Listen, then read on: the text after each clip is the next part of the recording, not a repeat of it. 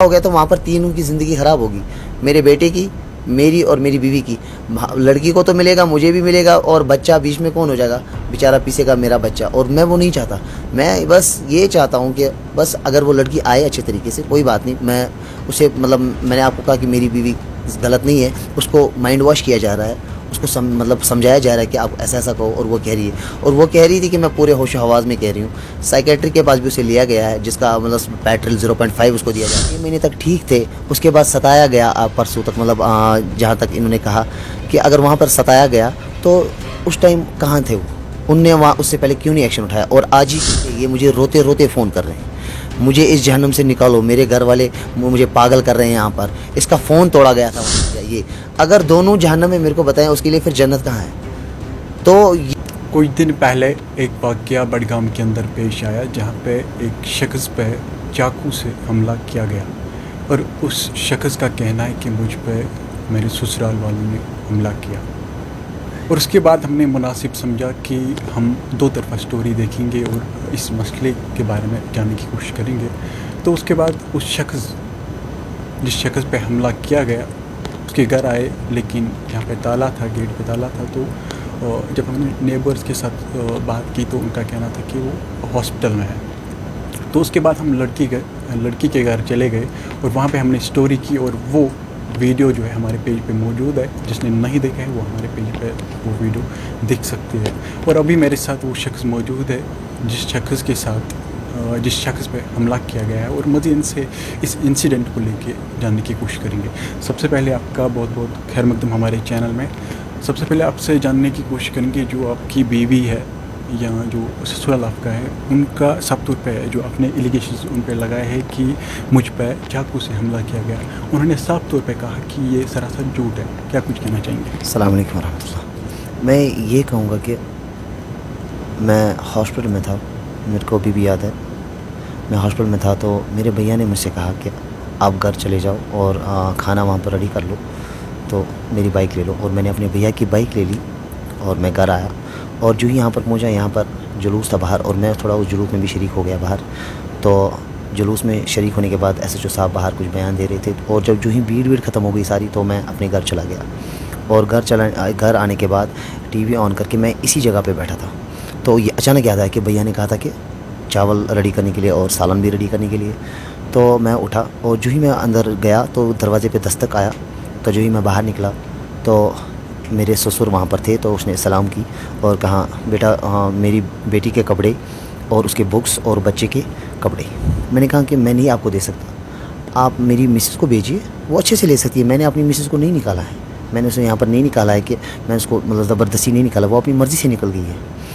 तो उसने कहा कि वो हमारे साथ है गाड़ी में, आप आ सकते हैं, उनके साथ बात कर सकते हैं। तो मैं ये सुन के थोड़ा खुश हो गया। मैंने कहा मसला सॉर्ट आउट अगर वहीं पर हो जाए तो वो भी बेहतर है। तो मैं जो ही बाहर निकला, तो बाहर निकलने के बाद मुझे पीछे से दबोचा गया, मेरे मुंह पे मतलब मुझे ऐसे पकड़ा गया पीछे से। तो एक बंदा दौड़ के आ रहा है, तो दूर से मुझे समझ नहीं आई कि जो ही नज़दीक पहुंचा तो मैंने इसको पहचान लिया कि ये इसके मामू है। तो पहला वार मुझ पे सिर पे जा रहा है, और उसके बाद सीने पे, और उसके बाद अपने आप को मैं छुड़ाने की कोशिश कर रहा हूँ। और उसी के दौरान मुझे यहाँ पर कट्स मारा, मतलब सीधे, एक तो कहूँगा मैं कि मुझे मारने की कोशिश ही की। मेरा ये जहन में आ रहा है कि मुझे मतलब गाड़ी में ले जाकर पता नहीं कहाँ पे मार डालते, जो कि होता है आजकल, जो कि मतलब हमारे कश्मीर में बहुत इंसिडेंट हो चुके हैं यहाँ पर कश्मीर में। और मुझे जब चाकू से, मतलब जो उसके हाथ में था, चाकू था क्या था उनके हाथ में, या कैंची भी हो सकती है, कुछ भी मतलब तेज़ धार वाली, तो उससे जब अटैक हुआ तो मैंने गले को पकड़कर चीख कर पुकारा कि भाई मुझे बचाओ बचाओ बचाओ। तो मोहल्ले वाले सारे बाहर निकले और मैं गिरा हुआ था। मुझे मतलब यहाँ तक याद है कि मुझे एक ने दुपट्टा यहाँ पर लगाया, और वो आंटी आई दुपट्टा लगाकर, और उसके बाद मेरी आंखें हॉस्पिटल में खुल रही है, और दूसरी जब और आँख खुल रही है वो मुझे SMHS में खुल रही है, और वो भी वार्ड में जब मैं था। और उसके बाद जब सुबह मैं मतलब छुट्टी दी गई, मेरे को डिस्चार्ज किया गया, तो उसके बाद मेरे को SHO साहब ने कॉल किया था कि आप बेटा सीधे यहाँ पर आना, हमें आपसे मतलब इसके बारे में रिपोर्ट लेनी है कि क्या क्या कल हुआ। और मैं वहाँ पर गया और रिपोर्ट दे दी, और फिर उसके बाद मैं अपने घर आ चुका। उसने साफ तौर पे कहा कि जब हमारी शादी हुई, शादी के 6 महीने तक मैं उस घर में ठीक रही, लेकिन उसके बाद मुझे लगातार टॉर्चर किया जा रहा है। किस हद तक के सच? देखो, मैं इतना कहूँगा कि 19 फ़ेब जब मेरी बीवी यहाँ पर घर आई, ये परसों की बात है, शादी के बाद हम सब अच्छे तरीके से थे, मेरी बीवी भी, मेरे घर वाले भी अच्छे तरीके से, सब अच्छा हंसना खेलना अच्छे के बच्चे के साथ। हत्ता कि मैं इतना कहूँगा, मैं बर्थडे वगैरह में ये नहीं विश्वास नहीं रखता। हत्ता कि मेरे भाई ने मेरे को डांटा परसों, जब 1 मार्च मेरा बेटे का बर्थडे था, तो बर्थडे भी यहाँ पर सेलिब्रेट किया गया। मैंने इन पे ज़ोर लगाया था कि भाई ऐसा मत करो, तो मेरे भाई ने मुझसे कहा एक बार लाइफ में कर देंगे। तो मैंने कहा कोई बात नहीं, एक बार कर लेते हैं। तो उसमें भी सारा देखिए, अगर वो भी पिक्स आपको देखनी है, मैं आपको वो सारा दिखाता हूँ, वीडियोज़ उनकी भी है, सब कुछ। और ये कह रहे हैं कि यहाँ पर सताया जा रहा है। अगर 6 महीने तक ठीक थे, उसके बाद सताया गया परसों तक, मतलब जहाँ तक इन्होंने कहा कि अगर वहाँ पर सताया गया तो उस टाइम कहाँ थे वो, उनने वहाँ उससे पहले क्यों नहीं एक्शन उठाया? और आज ही क्यों ये बात कही जा रही है? उससे पहले क्यों नहीं अपने घर वालों को कहा जा रहा है? और जो ही ये घर जा रही है, मतलब 1 महीने पहले, 1 महीने एग्ज़ाम की तैयारियां करनी, इसके घर वालों ने कहा कि इसका एग्ज़ाम है, 1 महीने इसको घर भेजो। और 1 महीने के बाद जब इसे घर आना था, 1 दिन पहले ये मुझे रोते रोते फ़ोन कर रहे हैं, मुझे इस जहन्नम से निकालो, मेरे घर वाले मुझे पागल कर रहे हैं यहाँ पर। इसका फ़ोन तोड़ा गया था वहाँ पर। और मुझे कहा गया उस टाइम कि बीवी ने मुझे उस टाइम फ़ोन पर कहा कि वो पानी में गया। और जब बीवी घर आई, मेरे को कहा कि मुझसे कहा जा रहा था कि अपने खावंद के साथ बात मत करो और अपने घर वालों के साथ बात मत करो, मतलब कि मेरी माँ के साथ, मेरे बाप के साथ, इनके साथ बात मत करो। इस वजह से फ़ोन तोड़ा गया था वहाँ पर। और उसके बाद जब मुझे ये बात पता चली वहाँ पर कि मतलब ये मसला हुआ है घर पर, इसका नया फ़ोन लाया गया। और उसकी माँ मुझे कह रही है कि इसका फ़ोन पानी में गया था, तो इसकी वजह से हमने इसको नया फ़ोन ला के दे दिया। और बीवी ने मुझसे कहा कि ये फ़ोन इन्होंने ला के नहीं दिया, ये मैंने अपने पैसों से खुद लाया है। कौन कह रही है? बीवी। और मैंने कहा पैसे कहाँ से आए? तो कहा कि पैसे अभी तक मैंने दिए नहीं है, और वो मोबाइल वाला वहीं पर उनका नेबर है, तो उसने मुझे दिया है, तो मतलब EMI पर। मैंने कहा चलो ठीक है, EMI पे फ़ोन दिया है, कोई बात नहीं, कोई मसला नहीं। और ये जो मसला हुआ था, मतलब इसके घर वाले उसको सता रहे थे, ये साफ़ तौर से कि जो कि हमने घर वालों के बगैर जो हमने शादी की थी ना, इसी की वजह से इसको बार बार ये कहा जा रहा था कि वहाँ पर नहीं जाना है, मतलब उसके साथ बात नहीं करनी है। ताकि उसकी मौसी, उनके भैया हॉस्पिटल में थे एक बार, मेरी माँ और मेरी बीवी हॉस्पिटल जा रही थी वहाँ पर, और वहाँ पर उसकी मौसी कह रही थी कि आप ज़ुबैर को छोड़ो, वहाँ पर कोई लड़का आया था कि हम आपको इसके साथ शादी कर लेंगे, ये बहुत अच्छा लड़का है, कमाता भी है अच्छा, हम इसके साथ आपको शादी कर लेंगे। ये सुनकर मेरी बीवी वहाँ से भाग कर आई है। और ये बीवी ने मेरे को यहाँ पर जब पहुँची है और मुझे कहा गया यहाँ पर कि ऐसा मसला है। मैंने कहा कोई बात नहीं, वो लोग कहेंगे तो आपको खाली सुनना है और एक कान से छोड़ना है।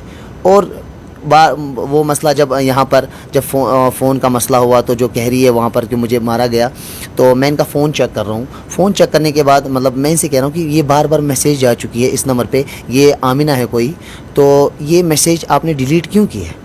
ये मैसेज आपने डिलीट क्यों किया? कहा कि ये इसमें मुझे कह रही है कि 1000 रुपये है आपके पास, वो दे दो मेरे को, वरना मैं घर आ जाऊँगी, वहाँ पर हल्ला कर दूँगी। मैंने कहा इसमें कोई बुरी बात तो है नहीं, तो आपने डिलीट किस बात पे की? और ये बात मैंने जब छेड़ी, मैंने इनका सिम अपने फ़ोन में लगाया। किस में लगाया? इसमें। और जब इनका फ़ोन मैंने बंद रखा और सिम इस फ़ोन में लगाया, तब से लेकर अभी तक इस फ़ोन में वो सिम है। और सुबह ही लड़की फ़रार, और ये गायब थी सुबह। ना मेरा बेटा यहाँ पर, ना मेरी बीवी, ना कुछ। मैं देख रहा हूँ ना चाय रेडी हो चुकी है, ना कुछ। मैं देख रहा हूँ आखिर बीवी कहाँ पर। मैं बाहर निकला, एक बंदे ने कहा क्या ढूंढ रहे हो? मैंने कहा कि मेरी बीवी का फ़ोन भूल गया है, तो वो डॉक्टर के पास। अब मैं उनको सच नहीं बोल सकता, मैं ऐसे मसला हुआ है बकवास, क्योंकि घर का मसला था, घर में ही रखना था। तो कहाँ एक तवेरा आई यहाँ पर, तो उसमें कोई बंदा था और बंदी थी। मैंने कहा बंदी को अबाया लगा के था? कहाँ। मैंने कहा इस कलर के लगा, ब्राउन कलर का लगा के था? कहाँ। मुझे समझ आई कि इसकी माँ है, क्योंकि वो ज़्यादातर ब्राउन अबाया लगाती है। तो मैंने कहा चलो कोई बात नहीं, मुझे समझ आया कि ये कौन है। तो इसकी बहन की मैसेज भी उसके बाद मैं चेक कर रहा हूँ, इसकी बहन की मैसेज भी फ़ोन में थी कि हम आ रहे हैं। तो मुझे शक हुआ कि बेटी कहाँ पहुँची है? अपने घर। और इसकी माँ मुझे कॉल कर रही है, बेटा अस्सलाम वालेकुम। वालेकुम अस्सलाम, आप किधर हो? मैंने कहा घर पे, मुझे बेटी से बात कराओ। तो मुझे हंसी आ गई। तो मैंने कहा ये क्या बात है, ये कौन सा सवाल है? बेटी आपके पास है और आप कह रहे कि ये मुझे बेटी के साथ बात कराओ। वहाँ से कह रही है कि आपने इसको क्यों मारा, ये वो। मैंने कहा हमारा कल रात को झगड़ा हुआ 11:30 बजे। ये तो हर किसी फैमिली मेम्बर्स के बीच में होता है, खावंद और बीवी में ये तो होता ही रहता है, ये तो आम बात है, ये उतनी भी बड़ी बात नहीं है। तो आधे घंटे तक तू मैं होता रहा, तो उसके बाद हम मतलब मैंने आपको कहा कि भैया भी अंदर आए, उसने भी बार बार यही कहा कि तुम ये क्या शोर लगा रखा है, मैं दोनों को बाहर निकालूंगा या तो फिर अलग निकलो। उसने भी सही बात की, मतलब एक ही तरफा उसने बात नहीं की, उसने ज़्यादातर मेरी तरफ ही बात की, कहाँ तुम इसको ये कर रहे हो वो, मतलब मैंने कहा चलो ठीक है, मसला सॉर्ट आउट हो गया वहाँ पर ही, तो हम अच्छे से सो गए थे। तो सुबह लड़की वहाँ पर नहीं थी। अगर इसको जाना ही था अच्छे से तो बोल के जाते, मैं इसको थोड़ी ना मना करता। तो जो ही घर गई तो पहले ये जहन्नम था, नहीं पहले वो जहन्नम था, अब कौन जहन्नम बन गया ये। अगर दोनों जहन्नम है मेरे को बताएं, उसके लिए फिर जन्नत कहाँ है। तो ये सिम जब मैंने फ़ोन में लगाया, मुझे अभी तक एक भी कॉल किसी का नहीं आया, अभी तक एक भी। उसकी सहेलियाँ बार बार इस नंबर पे कॉल किया करती थी, उनका भी फ़ोन नहीं आता है। इसका मतलब इसने मतलब या तो कुछ अल्लाह बचाए कुछ गलत था, तो इसीलिए। तो ये बात तो मैं नहीं बोलूँगा कि मेरी बीवी गलत है वो है, मैं इतना कहूँगा कि बस ये सारा इसको घर वाले जो है ना ये समझा रहे। मुझे उनके साथ मतलब वो कश्मीरी में कहते हैं मिशन ही से बराबरी, मतलब मुझे उनके साथ समझौता करना ही नहीं है, क्योंकि वो उस लायक है ही नहीं। क्योंकि ये वो बातें अपनी बेटी को बता रहे कि जो जायज़ नहीं है। क्यों? इनको वो अंदर से पेन है कि इसने हमारी बेटी को भगा के लिया है और इनने शादी की है भाग कर, और उसके बाद इसको यहाँ पर नहीं आने दे रहे। और क्यों? वहाँ पर ये मतलब निकाह मतलब महर का मसला, जायदाद का मसला उठेगा, वो ये और वो उठाएंगे। मेरे को बताएं, मैं अगर अपनी बीवी को वहाँ पर भेजूँ तो वहाँ पर थोड़ी ना ये मसला उठेगा कि आप दहेज मतलब ये महरा और जायदाद, ये मसला थोड़ी ना उठेगा। वहाँ पर ये मसला उठेगा इस लड़के को छोड़ो, हम फलाना लड़की से शादी कर देंगे। ये तो मुझे पहले ही पता था, क्योंकि उसके घर वाले चाहते भी अब यही हैं कि ये इस लड़के को छोड़े, हम इसकी शादी कहीं और करा देते हैं। और अगर ये मसला हो गया तो वहाँ पर तीनों की ज़िंदगी ख़राब होगी, मेरे बेटे की, मेरी और मेरी बीवी की। लड़की को तो मिलेगा, मुझे भी मिलेगा, और बच्चा बीच में कौन हो जाएगा, बेचारा पीसेगा मेरा बच्चा। और मैं वो नहीं चाहता। मैं बस ये चाहता हूँ कि बस अगर वो लड़की आए अच्छे तरीके से, कोई बात नहीं, मैं उसे मतलब मैंने आपको कहा कि मेरी बीवी गलत नहीं है, उसको माइंड वॉश किया जा रहा है, उसको मतलब समझाया जा रहा है कि आप ऐसा ऐसा कहो। और वो कह रही है, और वो कह रही थी कि मैं पूरे होश हवास में कह रही हूँ। साइकेट्रिक के पास भी उसे लिया गया है, जिसका मतलब पेट्रोल 0.5 उसको दिया जा रहा है। और वहाँ पर भी वो कह रही है कि जब तक कि मैं अपने बाजू पे कट्स ना मारूं और मेरा गुस्सा थमता नहीं है। और मुझे अभी भी याद है, मैं बीवी के साथ जब भी शाम को उसको जब वो हो जाता था, वो हालत हो जाती थी, अपनी दवाइयाँ फेंकती थी, और मैं जब हाथ उसे लगाता था, मुझसे हाथ हटाने को कहते हाथ हटाओ हाथ हटाओ। मतलब मैं उसके फिर आराम से कहता कोई बात नहीं कोई बात नहीं, मैं तुम्हारा हस्बैंड हूँ। और फिर वो आहिस्ता आहिस्ता शांत हो जाती थी। तो ये देखिए, जब ऐसा मसला मतलब हो और ये सारी सिचुएशन हो, तो उस लड़की को कुछ भी कहा जाए तो वो उस पर अमल कर सकती है, वो समझाया जा सकता है, वो वैसा कर सकती है। क्योंकि ये मसला ही वैसा है। क्योंकि ये लड़की, मैं कहूँगा कि मेरी बीवी मेंटली स्टेबल नहीं है, वो है मतलब हेल्दी नहीं है, थोड़ी कमज़ोर है। तो इसी की वजह से उसको जो कहा जा रहा है ना, वो वही कर रही है। वही इल्ज़ाम आपका ये भी है कि आप यानी कि अपने ससुराल गए, वहाँ पे कुछ लोग आपने साथ लिए और वहाँ पे तोड़ फोड़ की, किस हद तक की सच है? देखो मेरे पास मेरे पास लाइव वीडियो है, मैंने आपको वो दिखाया पहले ही। मैंने लाइव वीडियो उठाया था उस पर। तो मेरे भैया और मैं और मेरा कज़न जिसका नाम मेंशन किया गया कल, अकील, तो मैंने उसको साथ लिया था, मगर वो अंदर मेरे साथ नहीं आया। वो तब तक नहीं आया जब तक कि अंदर चीखें नहीं हुई ना, तब तक वो अंदर नहीं आया। और वो लाइव वीडियो आपने देखा, और वो लाइव वीडियो उसमें मेरे भैया और मैं अंदर जा रहे थे। तो मैं अंदर जा चुका हूँ। तो मुझे क्या करना था, मैं इसलिए गया क्योंकि मेरा बाप ऑपरेशन थिएटर में, उसका यूरिनरी ब्लेडर निकाला गया। तो मेरा बाप जब आईसीयू में था, तो मैं अपने बाप के पास गया। तो मेरे बाप के मतलब आंखों से आंसू, और उसने मेरे इशारे से बुलाया, कहा कि बेटे को 10-15 मिनट यहाँ पर लाओ। मेरे बाप को नहीं पता था कि घर में ऐसा मसला हुआ है।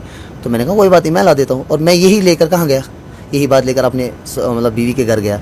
और अंदर जब पहुँचा तो मैंने पहली लाइव ऑन रखा। क्यों? इन्होंने पहले इंसिडेंट किया था मेरे भाई के साथ, इन्होंने बाहर कपड़े फाड़े थे, चीखें मतलब दी थी, बहुत सारी चीखें दी थी वहाँ पर, वो ये मतलब बहुत कुछ कहा था वहाँ पर। तो मैंने लाइव वीडियो वहाँ पर चढ़ाई कि मैं अपने बेटे के पास जा रहा हूँ, 10-15 मिनट के लिए उसे ले जाने की कोशिश कर रहा हूँ, क्योंकि मेरे बाप उसको ढूंढ रहे हैं। तो उसके बाद वो आराम से वापस जा सके। अगर कोई बड़ा भी आए साथ तो कोई बात नहीं। मैं जब अंदर पहुँचा तो सलाम करके और जूता निकाल के अंदर गया। अगर मेरे को हमला ही करना था, मैं दोपहर में नहीं जाता और जूता निकालता नहीं और सलाम भी नहीं करता। और जब अंदर पहुंचा मैं, मेरे भैया पे पहले सबसे अटैक हो गया, क्योंकि मेरे हाथ में कैमरा था। और बाहर तक मैं जब पीछे भाग रहा हूँ, कैमरा मेरे हाथ में ही है और वो लाइव ऑन था बाहर तक, और हमें घसीट कर बाहर लिया जा रहा है और हाथ में मेरे से फ़ोन लिया जा रहा है। और इसको फॉर्मेट किया गया, क्या गया, इस फ़ोन को फॉर्मेट किया गया था। और शुक्र अल्लाह का, मैंने इसमें गूगल चढ़ाया था, वो सारा इसमें कुछ वापस आ गया। और फेसबुक जो था, जो मैंने लाइव दिया था, उसको भी मैंने मतलब उसी टाइम उस फेसबुक का पासवर्ड चेंज किया था। मगर ये फ़ोन जब मुझे वापस दिया गया पुलिस के हाथ, और पुलिस के हाथ जब फ़ोन दिया, ये सारा फॉर्मेट था। मेरा बाप उस टाइम हॉस्पिटल में था, मेरे बाप पे भी पर्चा लगा था उस टाइम, मुझ पे भी पर्चा लगा था उस टाइम, और मेरे भाई पे भी, और मेरी मौसी जो कि यहाँ पर थी नहीं, और मेरे मासू जो कि उसको बेचारे को कुछ पता ही नहीं, और अकील जो बेचारा बाहर था, जो चीखे सुनकर अंदर आ गया। तो और मतलब मेरी माँ जो कि हॉस्पिटल में अपने हस्बैंड के साथ, मतलब मेरे डैड के साथ ही, उन सबको वहाँ पर लाया गया उस पर्चे में। कैसे, क्यों? मतलब अब इन्होंने सोचा कि इस लड़कियों को ख़त्म ही कर दे, मसला ही ख़त्म हो जाएगा। हम इसको कह रहे हैं कि मतलब वो कह रहे, मेरी बीवी ने आज तक मुझे कभी नहीं कहा सामने कि मुझे तलाक चाहिए। आप भी कल गए होते, उसने कहा कि मुझे तलाक चाहिए? नहीं, उसने भी नहीं कहा। मतलब ये क्या कह रहे हैं, ये कह रहे हैं कि इसे तलाक दो।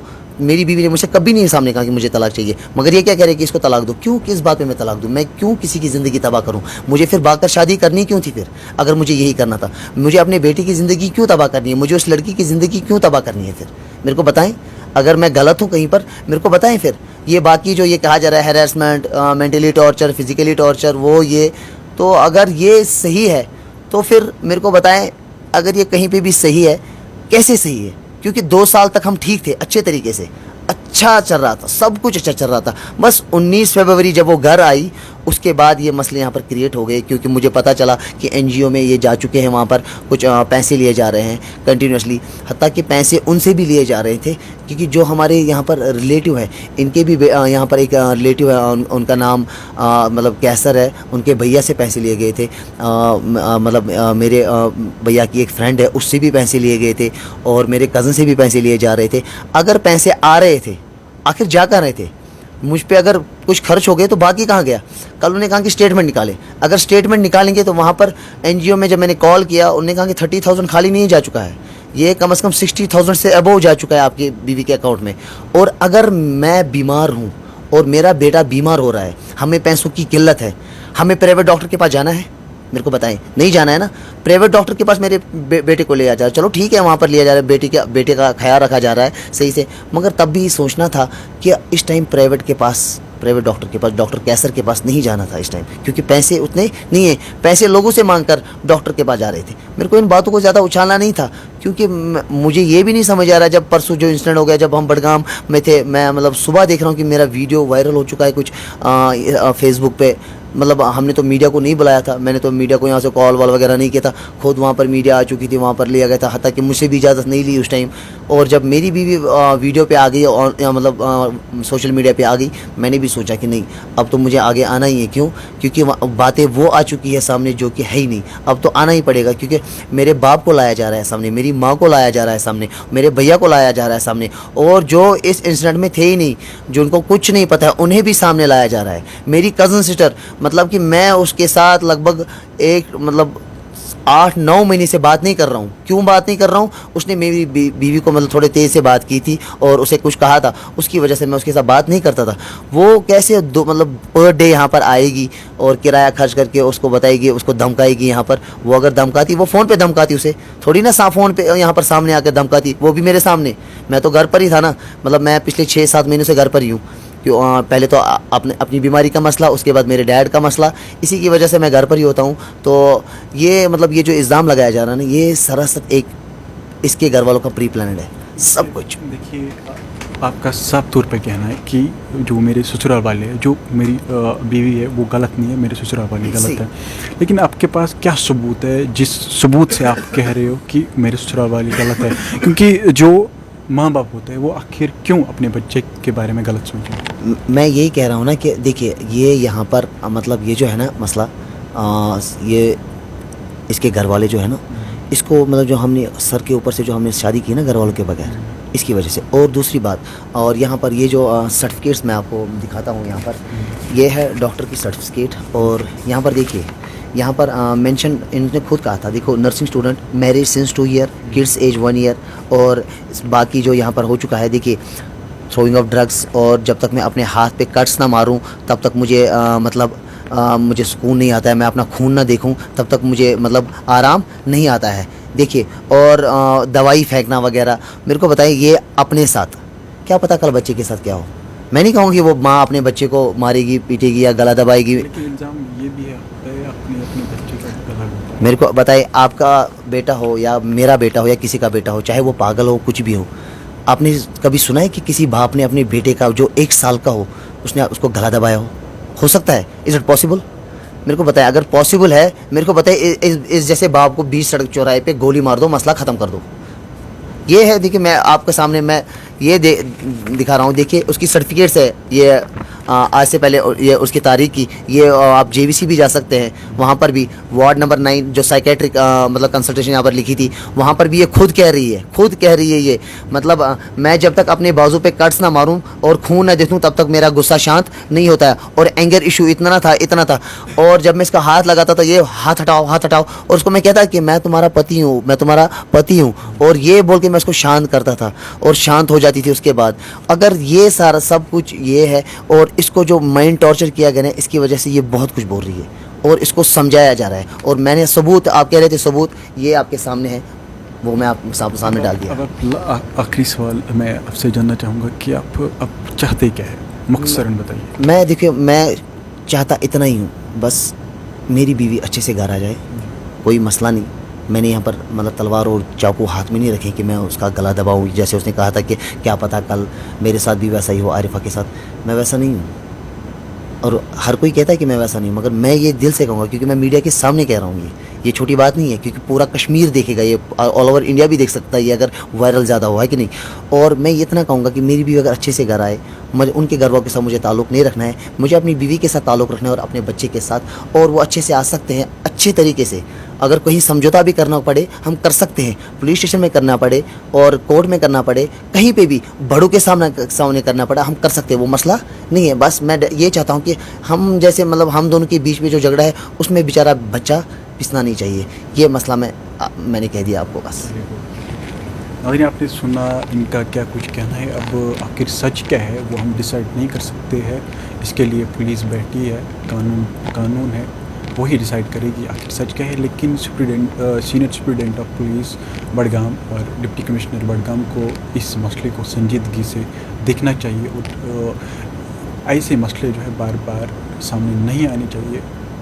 और अब देखने वाली बात आने वाले वक्त में ये होगी कि आखिर सच किसका है। आप मज़ीद अपडेट के लिए हमारे साथ बने रहिए, तब तक के लिए अपने मेज़बान सईद अदनान को दीजिए इजाज़त।